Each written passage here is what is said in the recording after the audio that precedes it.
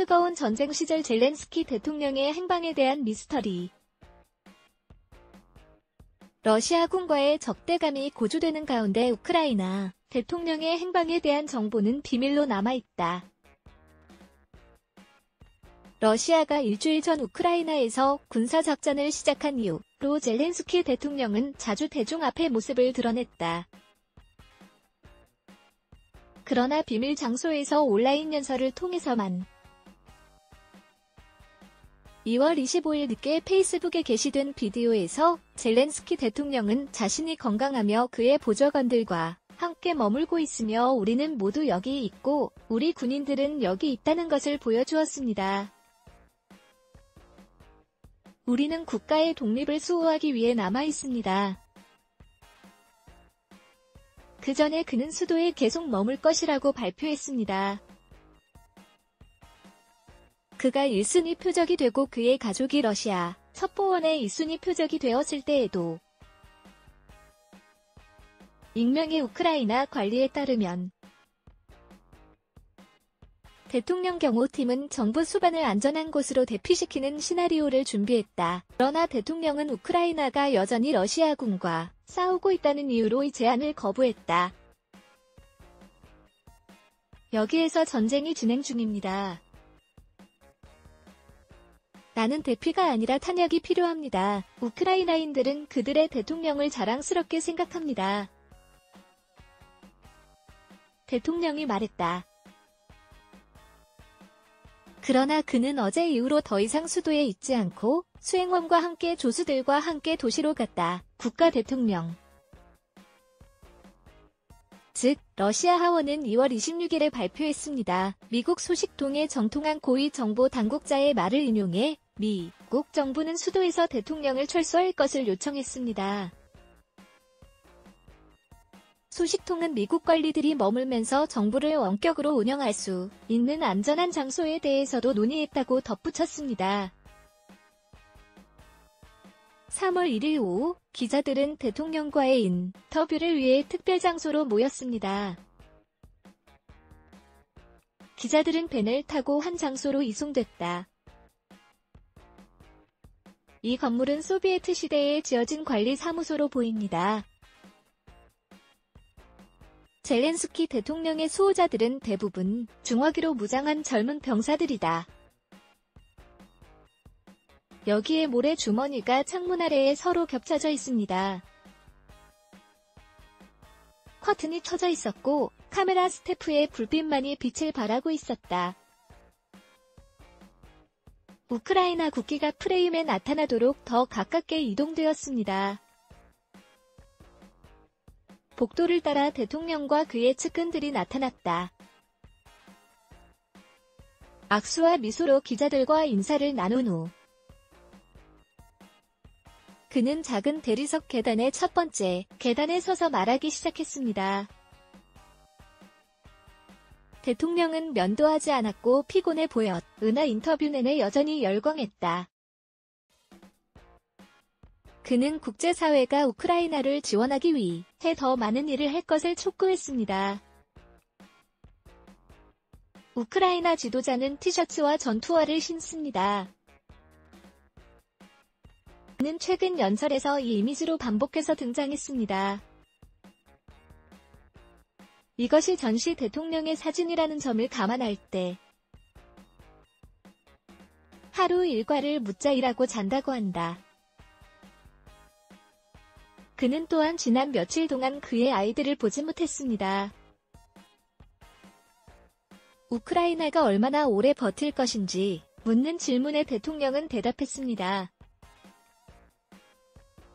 우리는 버티지 않고 싸우고 조국은 끝까지 싸울 것입니다.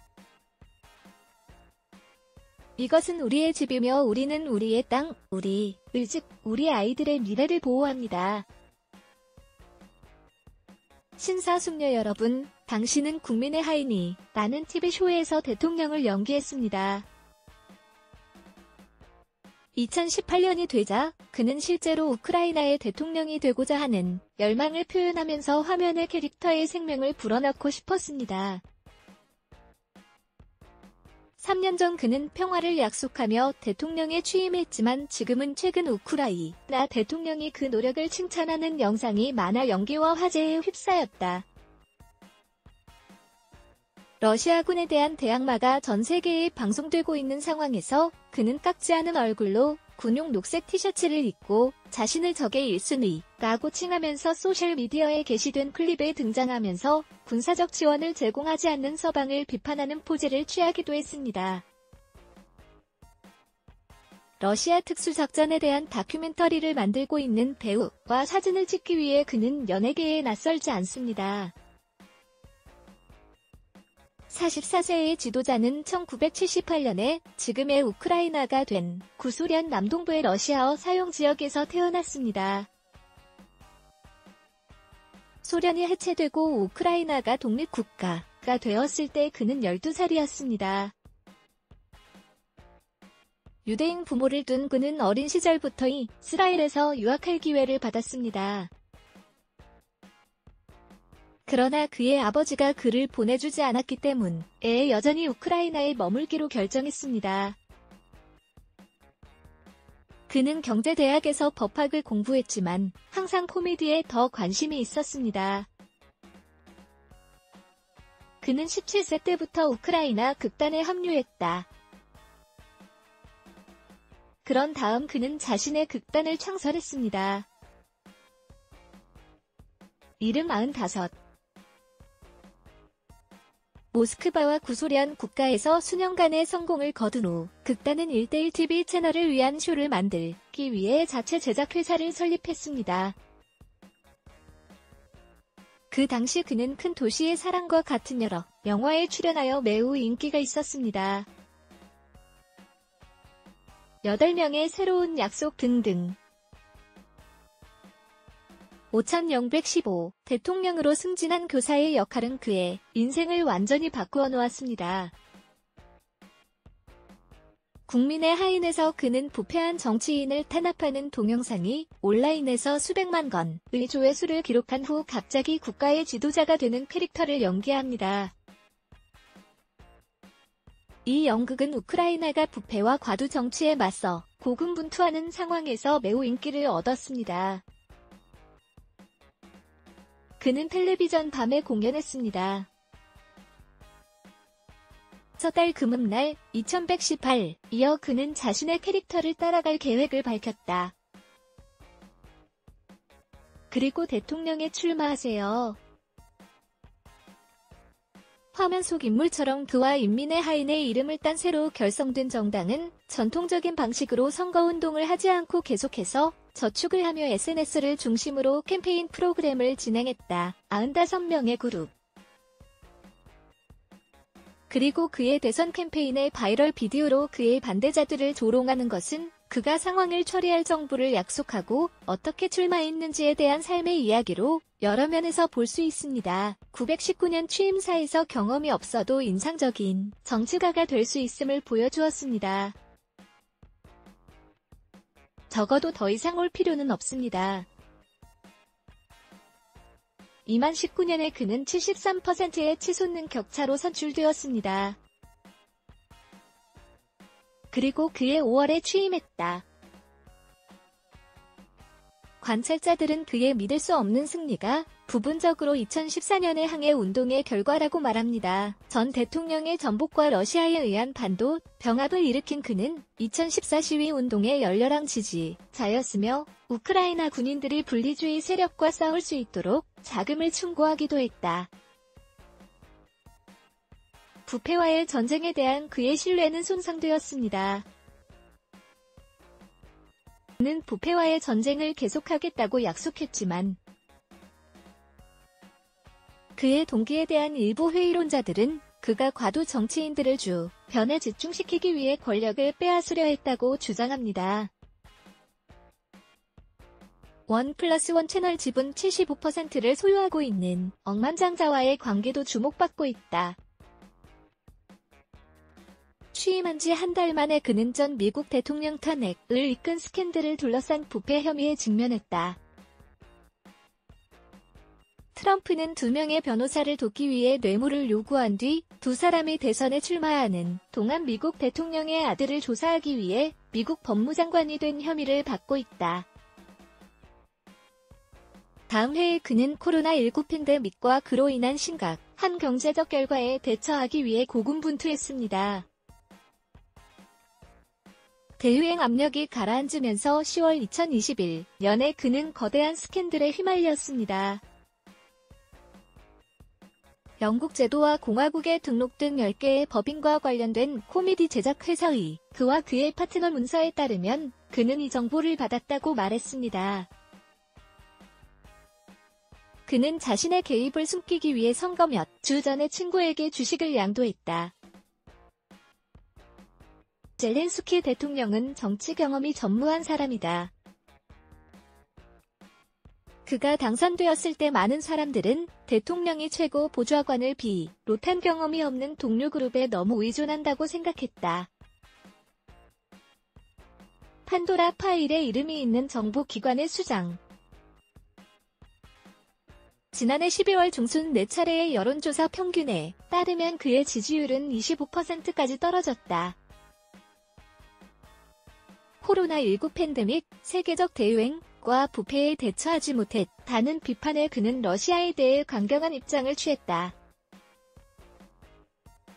우크라이나의 젤러시아 정치단체 의장이자 2002년 말에 우크라이나가 유럽연합 EU에 가입하는 것을 반대하는 이른바 러시아 인물에 대한 처벌도 포함된다.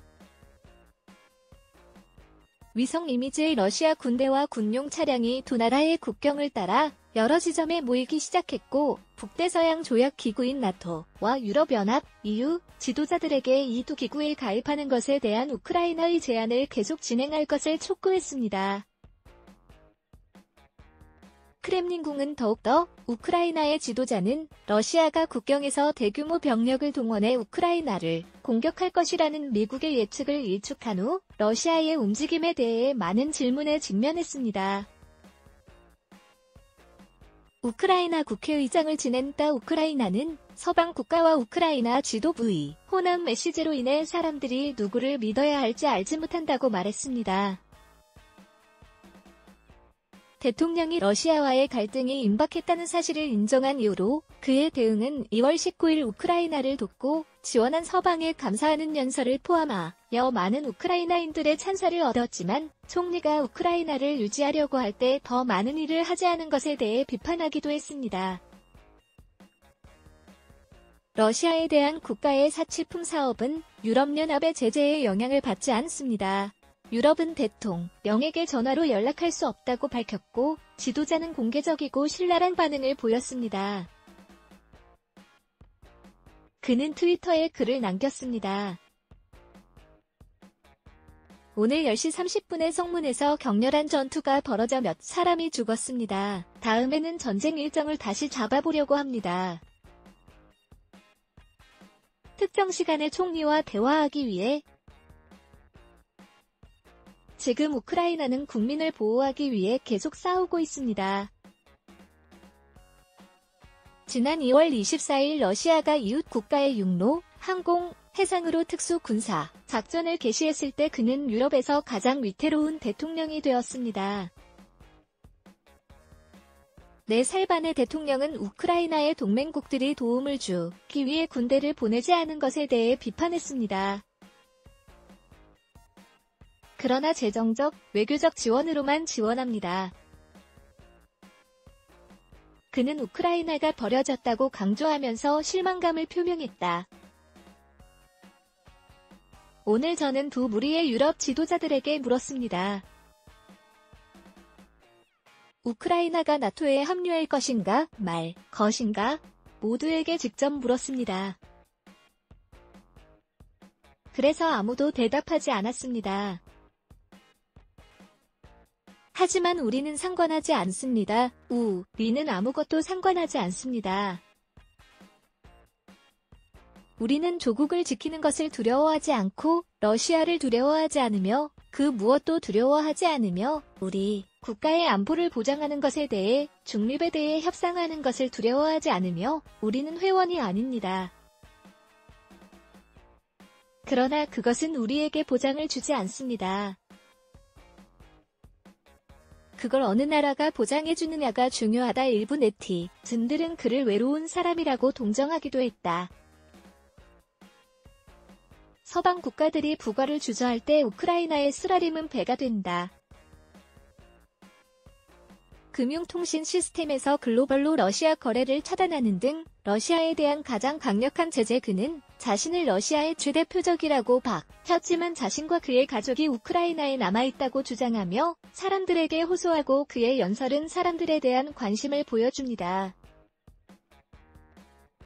나는 우크라이나 수도에 머물고 가족도 우크라이나에 있고 아이들도 우크라이나에 있습니다. 우리는 반역자가 아니라 우크라이나 시민입니다. 보안상의 이유로 그들이 지금 어디에 있는지 정확히 말할 수 없습니다. 우리가 가지고 있고 저기 표시한 정보를 전달하십시오. 나는 첫 번째 목표이고 우리 가족은 두 번째 목표입니다.